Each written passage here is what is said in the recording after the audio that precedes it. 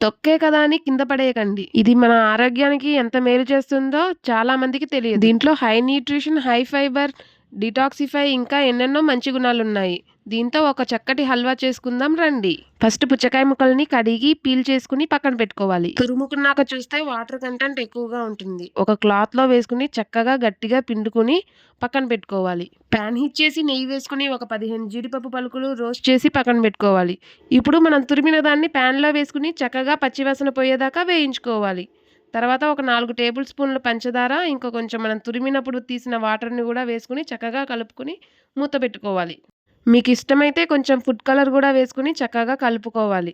నేను ఇక్కడ పిస్తా flavour 2 drops వేస్తున్నాను. లేకపోతే యాలకుల పౌడర్ కూడా కొంచెం వేసుకోవచ్చు. ఇప్పుడు వేయించి పెట్టుకున్న జీడిపప్పును కూడా వేసుకుని చక్కగా కలుపుకోవాలి. ఇప్పుడు లాస్ట్‌లో ఒక పించ్ సాల్ట్ కూడా వేసుకుని మిక్స్ చేసుకోవాలి. ఇప్పుడు టేస్టీ అయిన మన పుచ్చకాయ తొక్క హల్వా రెడీ. మీరు ట్రై చేయకపోతే ఒకసారి ఇలా ట్రై చేసి చూడండి. దీని టెక్స్చర్, టేస్ట్ చాలా డిఫరెంట్‌గా ఉంటుంది. వీడియో మీకు నచ్చినట్టయితే లైక్ చేయండి, షేర్ చేయండి, కామెంట్ చేయండి, సబ్స్క్రైబ్ చేయడం మర్చిపోకండి. మళ్ళీ ఇంకో వీడియోలో కలుద్దాం.